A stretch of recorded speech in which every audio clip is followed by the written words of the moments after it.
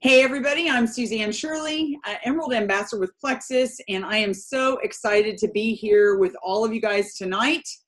And we are doing the John Maxwell 25 Ways to Win with People.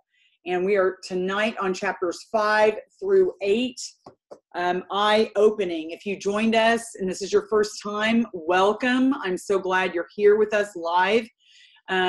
If you don't join us live and you're watching the replay, I'm so glad you're watching the replay. We do have a Q&A at the end, and we have a time where people can just share and talk about their experiences and their impressions of the book. And if you'd like to stick around for that, it will not be recorded. If you ever want to participate in that, you need to show up for the live call, because that part is not recorded, so people can be open, vulnerable, and honest and share their feelings. Okay, so let's get started. The chapter 5 starts with basically the principle of compliment people in front of other people. Now, here's an epiphany that I had as I was reading, as I have read now 8 chapters of the book. The epiphany that I had was that for sure there's several of these concepts that I need to perfect, right? I'm sure there's more than several. But there are others that are literally natural to me that I have learned by teaching high school students for 23 years. I think part of what is so necessary, the first part that's so necessary in dealing with people and loving on them and helping them, is to truly come from a place of 100% empathy and compassion and selflessness. And when you have those thoughts naturally for others, I mean, it's not like we're not always, we have selfish thoughts, obviously. We all deal with being selfish. But when we can work on putting those things aside and focusing on others, there was a time, before I get into this, there was a time in my career as a teacher. Teaching was very, very difficult for me. I did not plan to go into it as a profession. It was the thing that I had to do because I could not do math and science so that I could go to dental school. That's what I really wanted to do. That plan did not work out. So I got a teaching degree and went through foreign language and became a Spanish teacher. And I'm telling you something, the first 3 years were the worst ever. They were so hard. It was hard. The profession was the hardest thing ever. It was worse than I had ever imagined. And by the time I had gotten to 10 years of teaching, I was to the point where I'm like, can I do this forever? I was a perfectionist. I wanted everything my way. The kids better do exactly what I said or else they had hell to pay. I was a drill sergeant. I had high expectations. If they didn't do what I said, they were in my bad graces. A lot of the times the kids annoyed me, and I just needed to get my job done. That's how I viewed everything. I have work to be done, and it's got to be done, and don't get in my way. And the quicker you shut your mouth, the faster I can get my lesson across. And the quicker we can get this taught, you can get your work done and you can get the heck out of my room. It wasn't really that bad. I'm making it sound like I had a terrible attitude towards my students. I didn't have a terrible attitude. It's just that I wanted everything to go my way, and I wanted everything to be about me. It was all about me. I was not really thinking about other people. I was not concentrating on how to make their lives better, looking at them as individuals, knowing that they needed my love. There were kids that liked me, and the ones that liked me got my attention. They got my love and affection and attention. The ones that acted up on a daily basis, moment by moment, they got my attention as well. They got my wrath. Now, I never lost control in front of my classroom. I was not one of those teachers, but I was difficult to deal with. And I think I built myself a reputation. So I'm telling you this story because I feel like it's important, because it was my journey to learn how to deal with kids, and to not just deal with them, but to love on them and to enrich their lives. It was at the 10-year mark that I had a heart attack. I had a heart attack at the 10-year mark. I was also extremely obese. That didn't help. But I really do think that a conglomeration of many different things, along with the stress of the teaching profession, catapulted me into having a lot of inflammation in my body. And I would say at least a third to half of the reason I had a heart attack was probably because of my perfectionistic drill sergeant. It's got to be about me. Everything has to be right. Everything has to go in a line. If I don't get it all done a certain way, I mean, that's why I think I had a heart attack. So at age 35, that was me. And that was after, hear me as I say this, that was after I had lost 100 pounds the right way. I did it the healthy way. This was before Plexus. I lost all this weight. I worked out.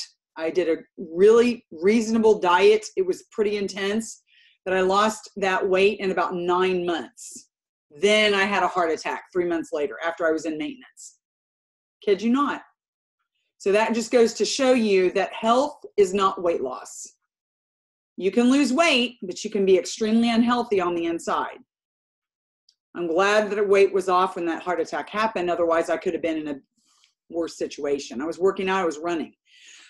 But to my point is, when that heart attack happened, I realized that I had to change my approach.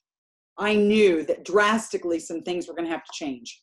That I was going to have to look at my classroom and my desk and the papers that were on it and the lessons and the children and everything, and say, it is okay if everything is not perfect. It is okay if these things don't get done. It is okay if I can't do it all. It is okay if they don't fit into my little cookie cutter world. It is okay. And I asked God with all my heart. I pleaded with him. I asked him to help me. And I asked him because I didn't think there was any hope for me to do anything else with my life. It's not that I didn't think I was making a difference as a teacher. It's just that I didn't think there was anything else I could do. Thank God for Plexus, right? And I'm retired forever. Thank God for Plexus. And that's the stress talking, because the stress of that career was so tremendous.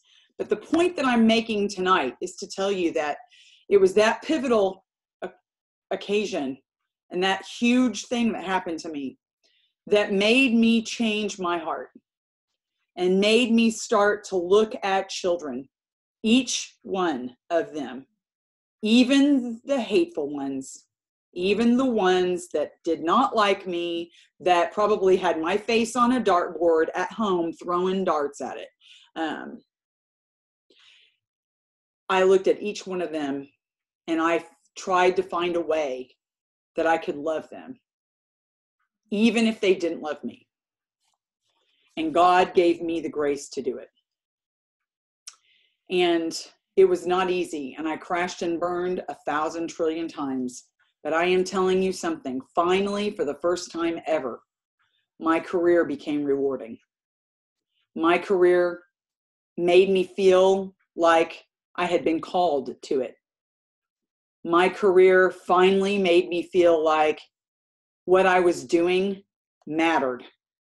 My career finally made me think that all those years of all that struggle was really futility, because I was fighting the thing that God called me to and brought me to.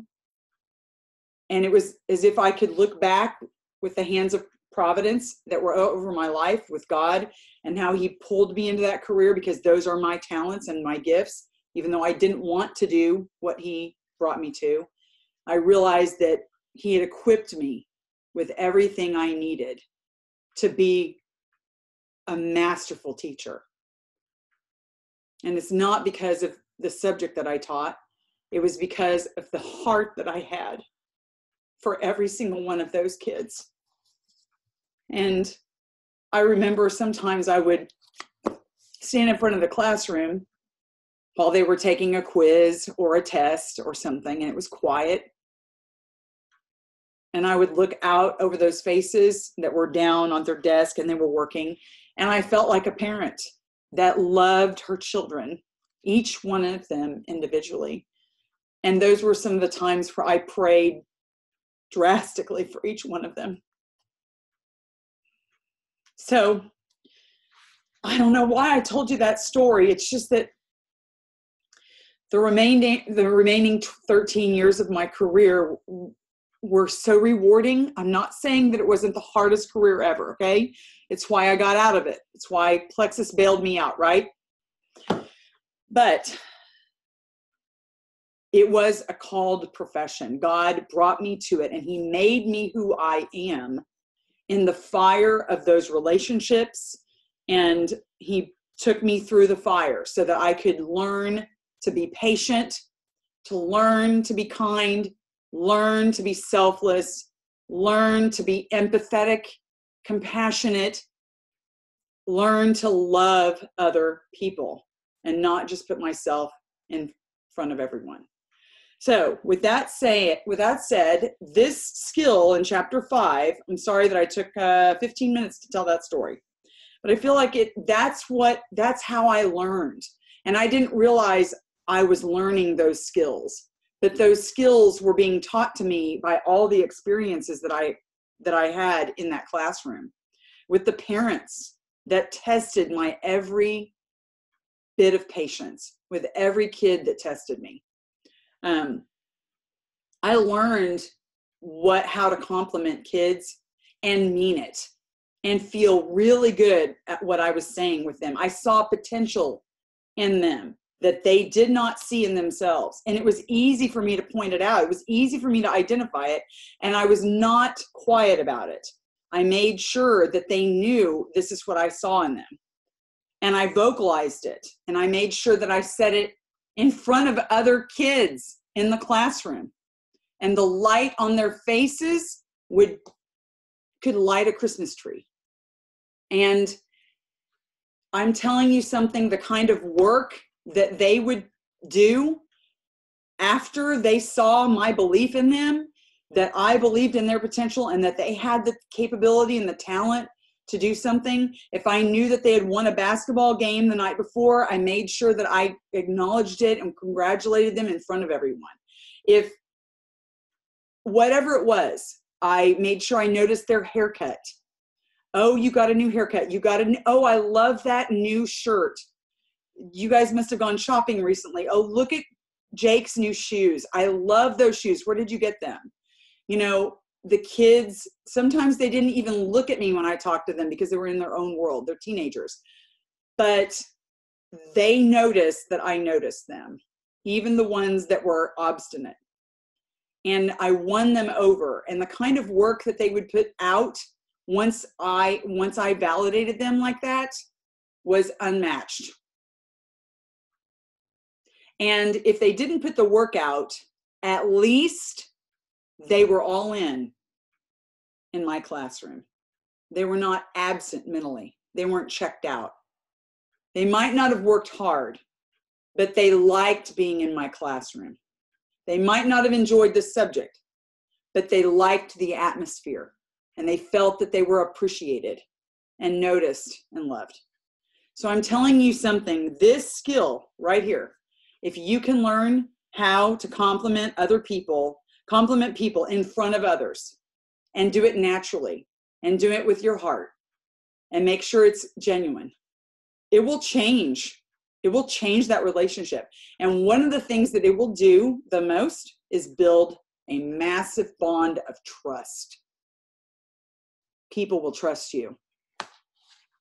And they will feel like they know you. And they will believe what you have to say. So I feel like I don't need to read a lot of this. Admonish thy friends in secret, praise them openly.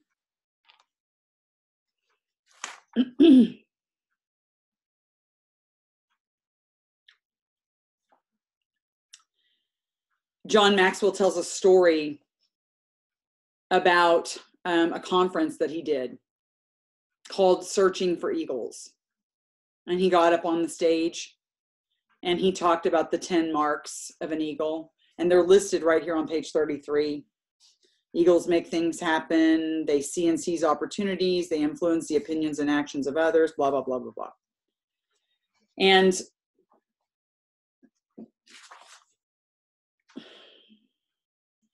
those were the notes that were taken in that session.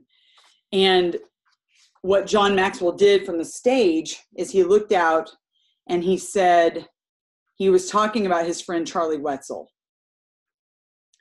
And he had no idea what he was doing for his friend Charlie Wetzel. He had no idea when he was talking about him from the stage and how that would change his life forever. Of how he admired him and spoke so highly of him from the stage that he could barely contain, that Charlie Wetzel could barely contain himself with tears running down his face. He said it was overwhelming. And before that moment, I'd never thought of myself as an eagle. Even to this day, it touches my heart. He had never thought of himself as an eagle. But I can guarantee you after that day, he definitely believed he was an eagle because John Maxwell saw that in him. Okay? When you compliment someone in front of someone else, what is the effect of it?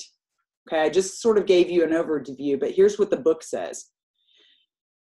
A private compliment turned public instantly and dramatically does what? Increases in value.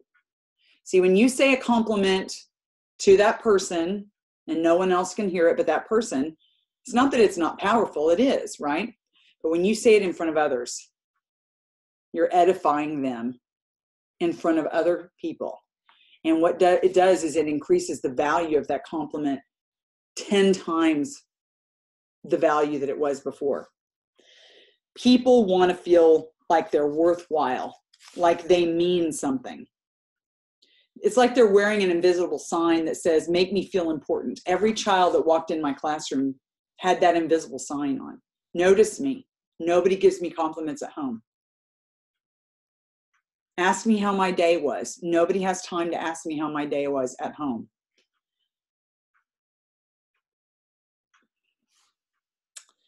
I think I already said number 2. The third one is compliments affirm people and make them strong. To affirm is to make firm. So when you affirm people's dreams, you help their dreams become more real than their doubts. Affirming people's dreams. Wow. George Matthew Adams, he's an author, by the way, said, I don't care how great, how famous or successful a man or a woman may be, each hungers for applause. Encouragement is oxygen for the soul. Every person, I don't care how successful you get, I don't care how high up you get, how much you can do it on your own without any help. I'm that way. I don't need a lot of help from my upline. I don't need my upline to hold my hand. I don't need them to come around and say, here's how you run your team, and here's how you do this, and here's how you do that. No, I've got that. Thank you very much. I'm handling it. But I still appreciate the applause. And I appreciate the applause, not just in a personal message, but in front of everyone else. Because the work is there. The working is happening. It's working. It's going. And every person, I don't care how hard you work, how independent you are, and how successful you are. Those people, every single person, no matter how successful, deserves and desires the compliment. Okay, compliments in front of others are the most effective ones you can ever give. Okay, so this guy, Mike Abrashoff, he was a commander of a $1 billion warship and crew of 310 people. He went out and used this principle of complimenting others in front of other people. And he used the grassroots leadership ideas right here to increase retention. Did you hear that word? It's very important in network marketing. Retention rates from 28% to 100%. Reduce operating expenditures and improve readiness. People were showing up to their position ready to do their job. They weren't leaving. They weren't going anywhere. They were all in. They bought in. He placed the supreme importance on public compliments. Instead of giving out the 15 medals a year that he was allowed, he gave out 115. Why? What was he giving out the 115 a year for? Even if these people had not been star players, they got medals in a public ceremony as long as they had done their very best every day. Okay, so there's a reason why the Jewels, when they go to Jewel training at Scottsdale, when they become Jewels and they go to the Jewel training and they get in a room with 25, 30 other Jewels and they're sitting there, one of the biggest topics that probably a whole entire day is spent on is called recognition. Without recognition on a team falls apart. You simply recognize people for the things that you want to see duplicated in your organization. And if you don't recognize someone who's posting on Facebook, and you don't recognize someone who's just now signed their first ambassador, and you're not recognizing someone who just sent out their first message to someone, you're not recognizing people who consistently work their business, you're not recognizing people for their 500 PV a month, you're not recognizing people for going silver, if you don't do that, people won't do that on your team. You have to recognize it. And it's not just for the simple fact that you want to keep people working, it's because they deserve it. When they do the things every single time, they show up and they're doing their best, they deserve to be recognized for that even. Because that in and of itself is hard, right?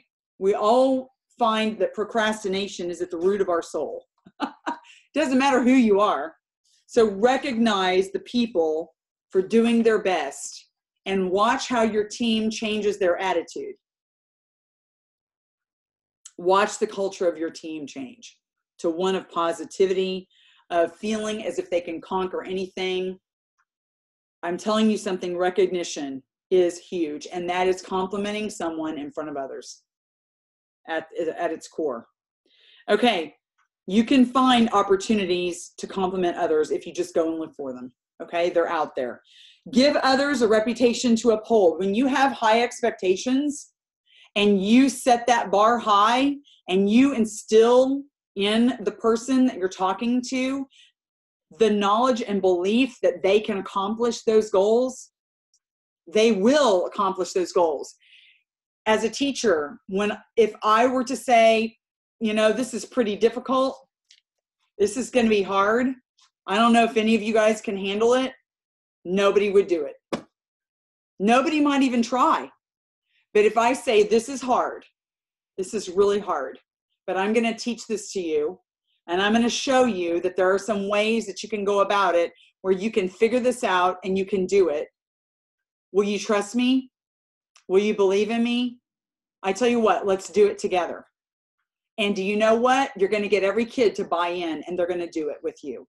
And there's going to be some that don't do well, but they will give it their all. They will give it their all, and they'll believe that they can do it, and they will work for it. Let me tell you something. I have seen it happen. So you expect the best out of everyone you deal with. You see the diamond in them before they're a diamond.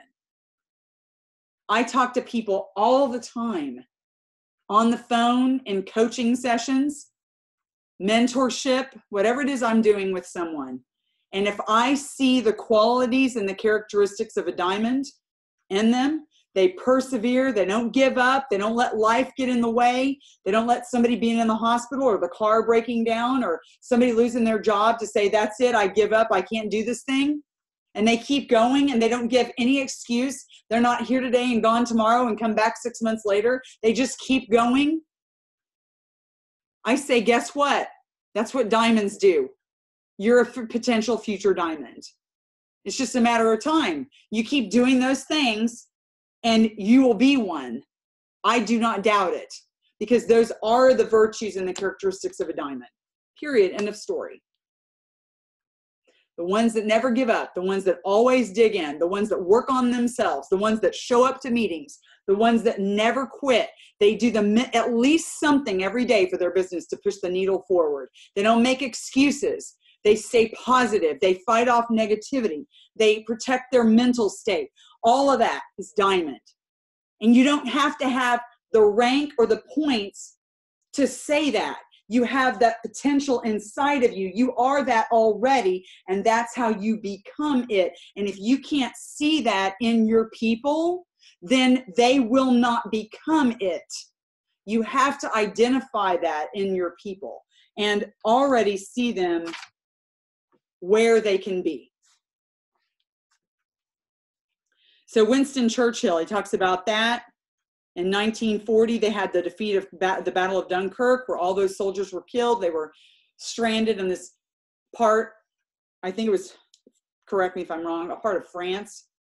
They were on the shore and they couldn't get away, and they were surrounded on all sides. And in the House of Commons, one of the greatest speeches Churchill ever gave, "We shall not flag or fail. We shall not fight.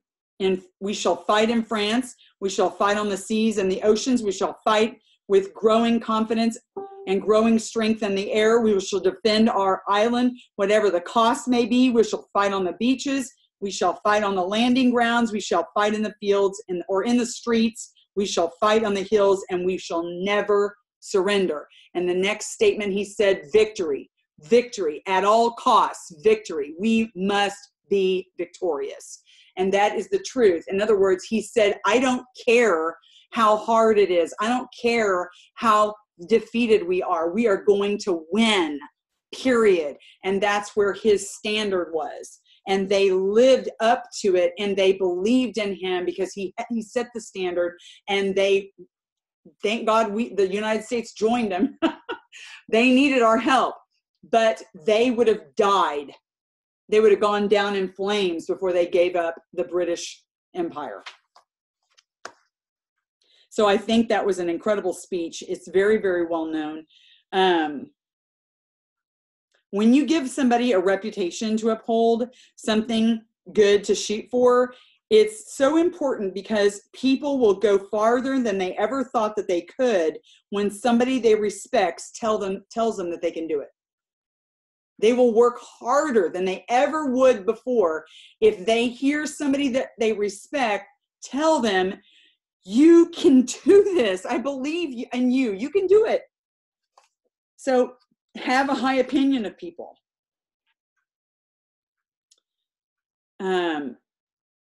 Have a high opinion of people.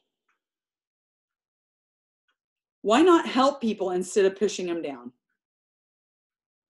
Back up your high opinion with others with action. So when you have this high opinion of other people, you got to put your money where your mouth is. So what does that mean? If you tell somebody that they can do something and you believe in them, how about you give them a little bit of responsibility to do it? You give them a little rope and let them try the waters out for themselves. Okay? Give them a chance to prove themselves and shine. Because if you don't ever tell them that they can do, if you tell them they can do it, but you don't ever give them the opportunity to prove it, then how are they going to ever be able to see that they can do it? Okay? Look past their past and give them reputations for the future. Giving a new title or a name to a person that's being honored is like giving somebody a hope for their new future. So there's already that going on our team. There's a great example of it. Susie McCrae does it all the time, and she might not even realize she does it. She calls one of her favorites Jean the Lean Machine. Jean the Lean Machine. I mean, she does it. You know, Jean Mara's on this call right now. And on every call where Jean is sitting there, she's like, Jean the Lean Machine, and she's going off about Jean. And she compliments Jean in front of everyone on the team. And she doesn't even realize it, but it comes natural to her. She knows she's got people skills coming out the wazoo, Susie. She's great. And I don't even think I need to read all that's on page 43 talking about Don Quixote. but that's a great example as well. Don Quixote is obviously the Man of La Mancha, written by Cervantes in the 1500s. And this comical character who's trying to be a knight and thinks that windmills are Vikings or whatever, he goes across this common prostitute, comes across this woman, her name is Aldonza, and he sees her as if she's this beautiful princess because he's living in a dream world. So he sees Aldonza as Dulcinea, and it's a beautiful song that he sings. I'm not going to try to sing without the music, but it's one of the most beautiful songs in the Man of La Mancha musical. And he sings to her, Dulcinea. It's a beautiful song because he sees this prostitute as this beautiful creature. And of course, she spits on him and she's angry and she fights him because she doesn't see that in herself. But guess who wins in the end? She finally lets down all the walls. He's on his deathbed and she's holding his hand and she sings that Dulcinea song to him. She sings it to him because now she can see herself as a beauty queen, as if he saw her that. And because of him, her whole persona, her whole personality has changed. Everything is about her is different. So that's a wonderful, wonderful example. The Bible is full of examples of taking somebody's name and changing it to something else and making them the patriarch of a nation, like taking Abram and God renamed him Abraham, which means father of many, the father of the Israelites. Okay. And then he took the name Jacob, who, by the way, Jacob tricked his brother Esau out of his inheritance and was a liar and a cheater, and he named him Israel. Jacob, the cheater and the liar, was named Israel. And that was the entire nation of Israel, what were the descendants of Jacob. So what do you think that means? When you give somebody, I'm telling you, John Maxwell's got it right here. You give somebody a name that indicates their greatness, even if they're not showing that greatness yet. You will plant the seeds of greatness in them and they will live up to it. Because if you will look over here, it speaks to their potential. Like, for example, the guy who was by a coach, he was named Rocket. And another player was known for his strength and constitution. They called him Muscles. Okay, so Rocket Rod Laver and Ken Muscles Roswell became champions in the tennis world. And they were nothing when they were given those names, because the coach saw potential in them and they were not living up to that potential at the time. But the coach gave them their names, Muscles and the Rocket, and they lived up to it and became great. Great, great, great. Okay, the 10-year rule is really interesting because it's kind of interesting because it was at the 10-year mark of my career as a teacher that everything had to change. So the 10-year rule, I think that's a really powerful idea here. On page 44, it's derived from research showing that elite performers, those whose reputations precede them, usually needed about 10 years of dedication and consistent practice before they obtained any recognizable level of excellence. That was me. That was me. The research also shows that the process can be cut dramatically when individuals see the signs that they're already beginning to achieve a recognizable reputation. Oh my gosh, those words are true. So trust this book, okay? Do what it says. You got golden words here. Chapter 7, say the right words at the right time. So what? Timing is everything. You can say something that you should not say and ruin it all. We've all done it. I've done it 1 trillion times. It's the moment where you want to say, I told you so. It's the moment when you want to say, I knew you shouldn't have done that. We talked about that one before. Do you remember that? You know,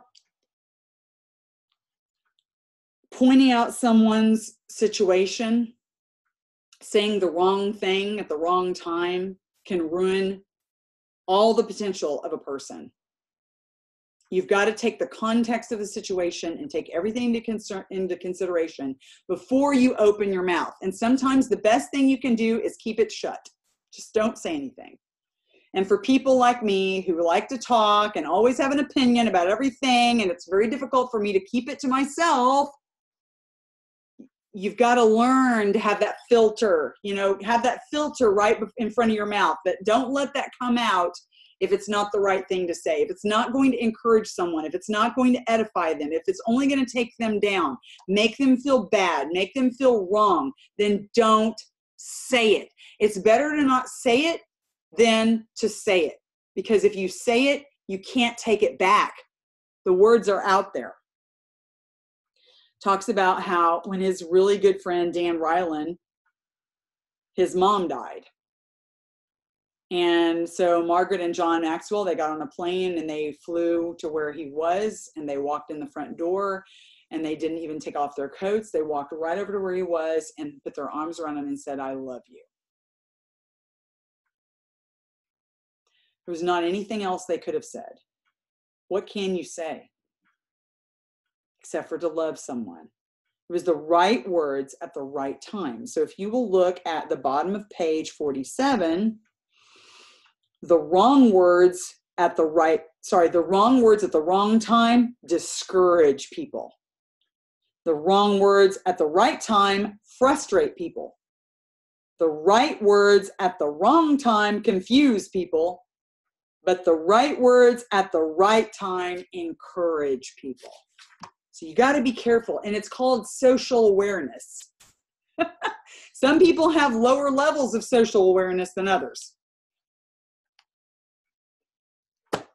It's the truth. I meet people all the time that have no social awareness. They don't realize that they're making other people uncomfortable. They don't realize that their presence is annoying. They don't realize that the things that they're saying annoy other people. They don't realize that their opinions are offending people. They don't realize all kinds of things. And social awareness is a skill you have to learn, and it can't just be taught. It can only be practiced. I don't know how to teach it. Okay, I got off the page that I was on. Okay, social awareness. Timing is crucial. Sometimes the best thing that we can do for somebody else is to hold our tongue. When tempted to give advice that's not wanted or show off, don't we all like to show off what we know? Yeah, but like I said, if you would have done X, Y, Z, then it wouldn't have turned out like this. Well, does that help anything? No. Mm-mm. When tempted to give advice that's not wanted or show off or say, "I told you so," or to point out somebody else's error, the best policy is just to say nothing. 19th century British journalist George Sala advised we should strive not only to say the right thing at the right time, but far more difficult to leave unsaid the wrong thing at the tempting moment. Do not be tempted to say it, just zip it up. Zip it up. And like I would tell my students when I was joking around, it's time to eat some shut it stew. And they would laugh and they would think it's funny, but I was basically saying shutty. That was one of my things, like shutty, shutty, shutty. Instead of shut up, I didn't want to say shut up. They even had t-shirts printed off. I think I said shushy. That's another thing I said. Okay, shushy, shushy, like that. And they had t-shirts one year printed up. It's time to shushy. That's what they put on the front. And they came walking in with them one time, like 10 kids. I thought that was hilarious. So I, of course, had to have one. And then everywhere, all over the school, they all wanted to know, what does that mean? And then more kids wanted the shirt. It was just funny. That was funny. So be sensitive to the time and the place. The first key to saying the right thing at the right time is to pay attention to whatever's going on. Be aware. Be socially aware. Say it from your heart, whatever it is that you say. People can tell the difference between hollow words and something that's said right from the heart. Recognize the power of the right words at the right time.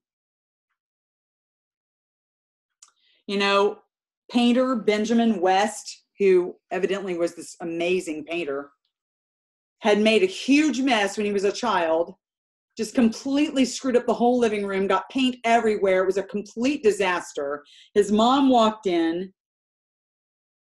He was trying to clean it all up when she walked in. And when she walked into the room, he expected her to unleash hell on him.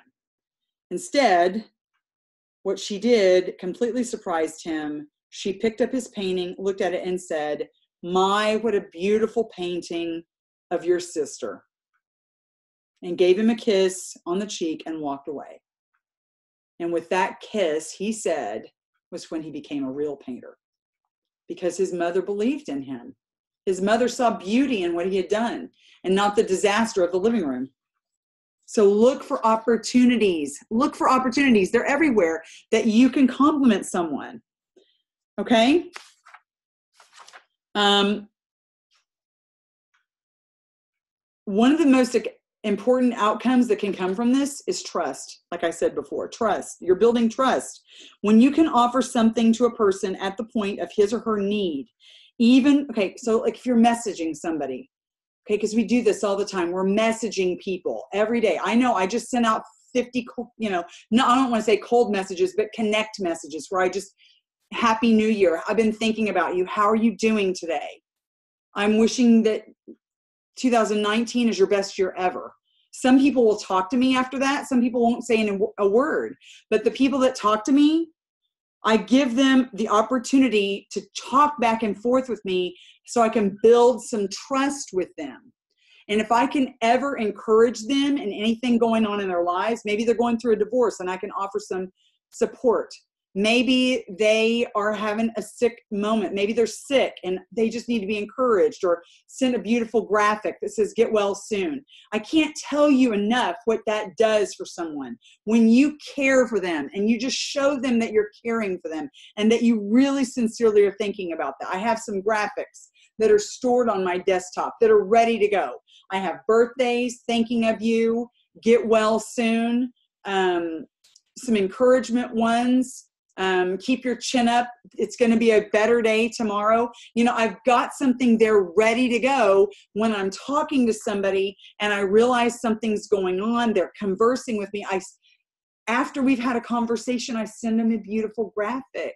Okay. Now I'm not always going to have it right there, but I might go out on Google and find it. And let me tell you what that does. It builds trust. You're providing for one of their needs. And when people trust you, do you think that they might look at what you're doing in Plexus? Yeah, they will definitely look at what you're doing in Plexus. Last chapter, encourage the dreams of others. Keep away from the people who try to belittle your ambitions. Small people always do that. But the really great ones make you feel that you too can become great. People that belittle your ambitions. It's really about them. They're either jealous of you or your success threatens them, or both. They're really insecure. So anyone that belittles you and puts you in your place and squishes your dreams, criticizes you, makes you feel like you're not doing enough, or that you're not doing the best job, or that you could do more, or that you could do better. You know, anybody that makes you feel less than, you need to, number one, get rid of them out of your life. They need to go away. And number two, don't let that person make you feel so small. We have to encourage the dreams of other people. I had kids that came up to me, some of the most ornery kids. I had one sitting in front of my desk one time that said, "Miss Shirley, I'm going to work for the FBI one day. I'm like, yes, you will. Absolutely. You can't sit in your seat for more than 2 seconds and stop fidgeting around and pick your nose and say weird words or whatever. But, you know, I never said any of that. But I'm like, you absolutely will work for the FBI. If you want to bad enough, I know you can do anything you put your mind to. That's not what I was saying on the inside of myself, but I did not let him see, did not let him see that. We have to affirm the dreams of kids, of dreams of adults, because if they're brave enough to share their dreams with you, that means they trust you, and do not take that lightly, because you have the capability to help them either accomplish their dream or squish it forever. Okay?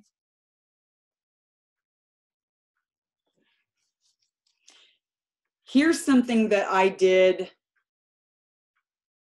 on my team not too long ago, probably in the last 2 years. I've had ambassadors come to me and they've asked my opinion about some decisions that they were facing in their lives. And I just set Plexus aside. You know, I had to not care about what kind of production that was going to happen from them on my team, what kind of money they were going to make me. I mean, it was not about that. It was all of a sudden, okay, what's going on? What's happening? How can I help you? And if that advice was, you need to put this aside and work on this passion of yours that you've always wanted to do. You need to put all of your money and your expense and your whatever you've got, your resources, into accomplishing this degree that you've always wanted to have. You need to go after it.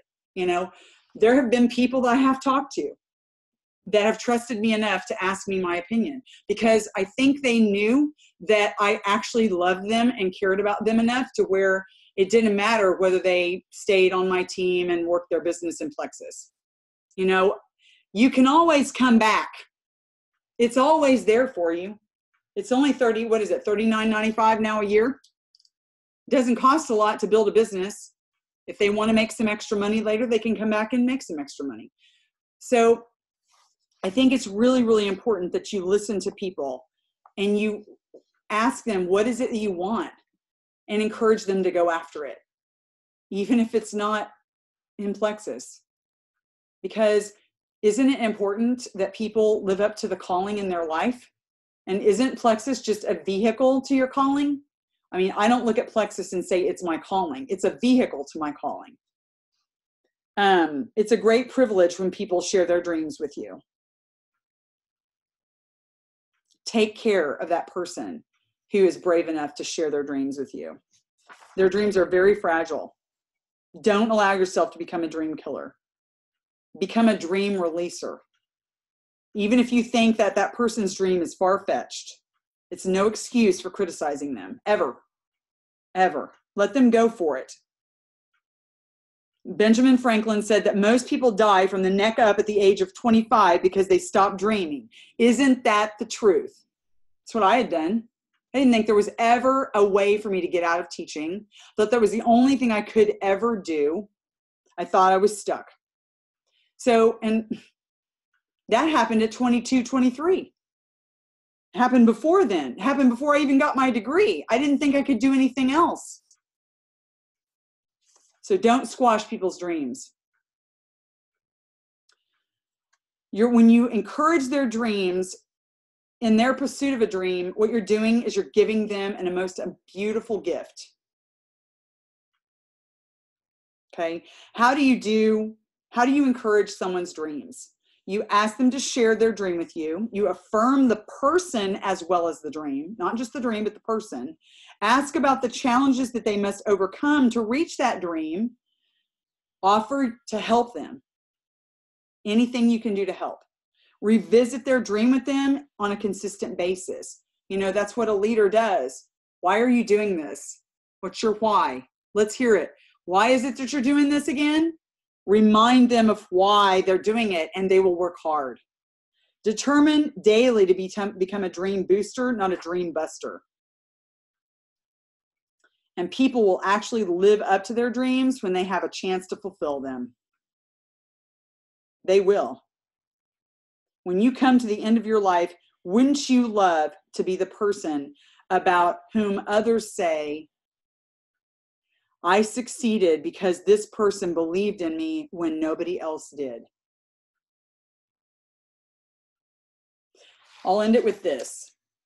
The other day, I was talking to one of the mothers of my students, because I keep up with my students that are grown and they're out of high school now. They're out of college. Some of them are married. They have children.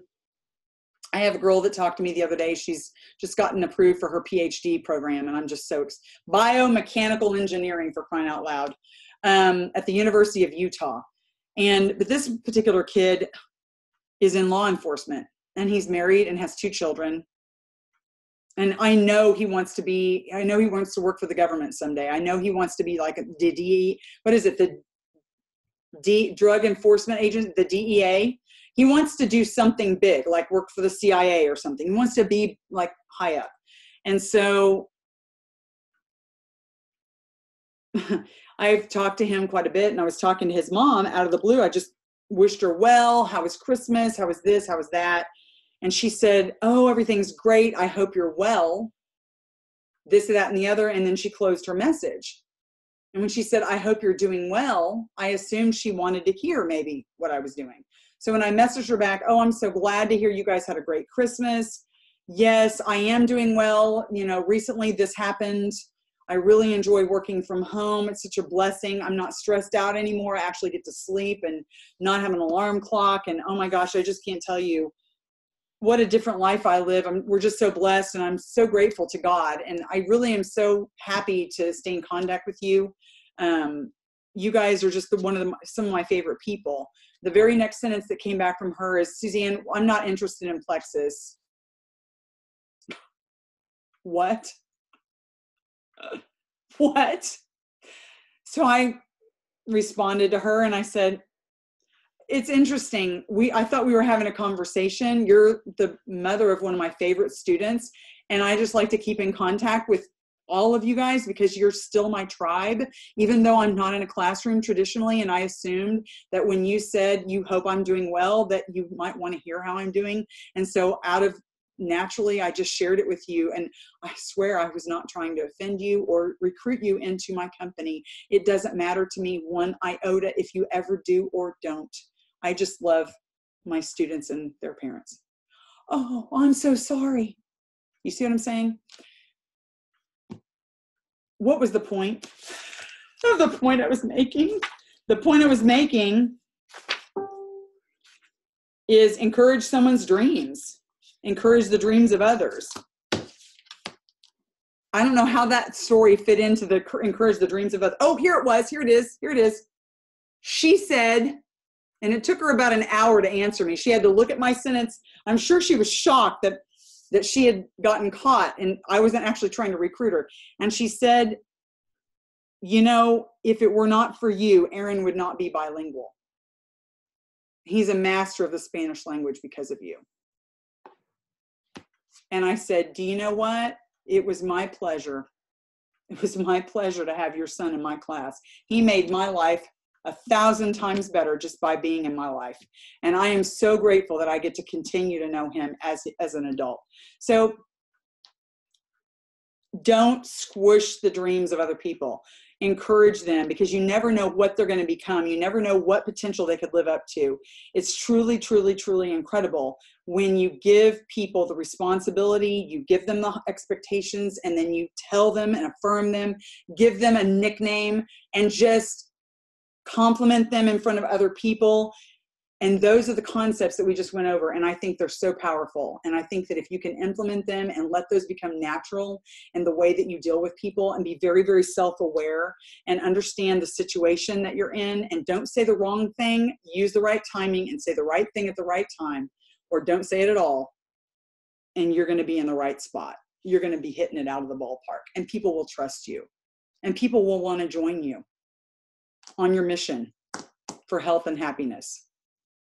Okay, so that's it. We're going to have a little chat now. And I went almost an hour, and we're glad that you joined us, and join us next week for chapters 9, 10, 11, and 12. And I won't go through those topics. We'll go through that then. 9, 10, 11, and 12. Thanks, guys, for joining us. Bye. Good evening.